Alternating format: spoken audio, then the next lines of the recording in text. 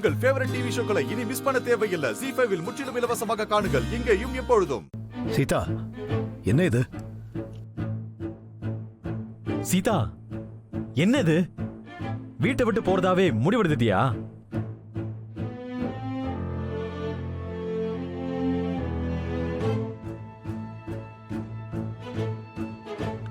என்னம்மா இதெல்லாம்? எதுக்காக இப்படி ஒரு முடிவெடுத்த? நான் வேண்டவே வேணான்னு நீ முடிவு பண்ணிட்டியா?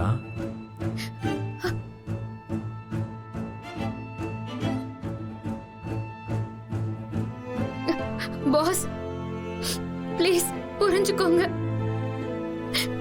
உங்க உயிருக்கு ஆபத்து. யாரால? என்னால? அது தெரிஞ்சும் என்னால இங்க எப்படி பாஸ் இருக்க முடியும்?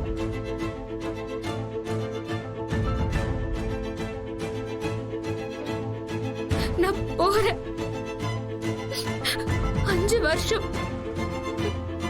அதிர்ஷ்டம் இருந்தா அதுக்கப்புறம் நாம சேர்ந்து வாழ்வோம். என்ன போக விடுங்க பாஸ். அத நான் நம்பல. எனக்கு அதெல்லாம் நம்பிக்கை இல்ல சீதா. நான் சொல்றேன், உள்ள போ. முத தடவையா உங்க பேச்ச நான் கேட்க போறதில்ல.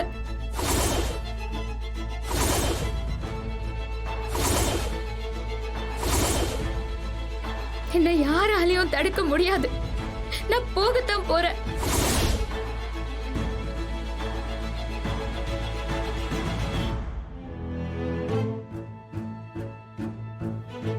அண்ணி, நீங்க அண்ணனை மட்டுமா விட்டுட்டு போக போறீங்க?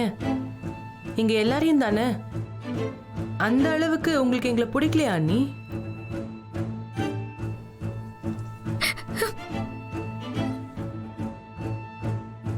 சீதா, என்ன பைத்தியக்காரத்தனை இதெல்லாம்?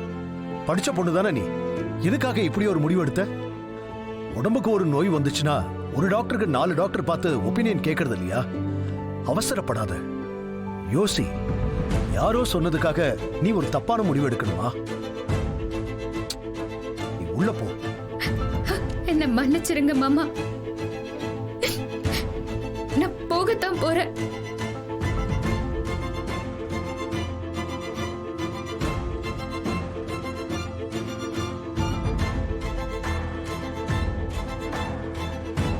சேது, இது என்ன பேச்சு? ஏற்கனவே நீங்க அந்த ஜோசியர் கிட்ட கேட்டதே செகண்ட் ஒப்பீனியன் தான். நான் சொன்னதை தான் அவரும் சொன்னாரு. அப்போ நீங்க எத்தனை பேர்கிட்ட ஒப்பீனியன் கேட்டாலும் அதே தான் சொல்ல போறாங்க.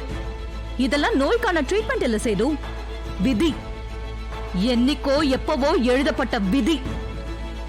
அதை யாராலையும் மாத்த முடியாது. ஆஹா, வேணாம். இந்த விஷயத்துல நீ பேசாத. ராம் இந்த வீட்டோட பொக்கிஷம். அவன் உயிரோட இருக்கிறது எனக்கு ரொம்ப முக்கியம். இவர் ராம் கூட சேர்ந்து இருந்தா என்ன நடக்கும் தெரியும்ல?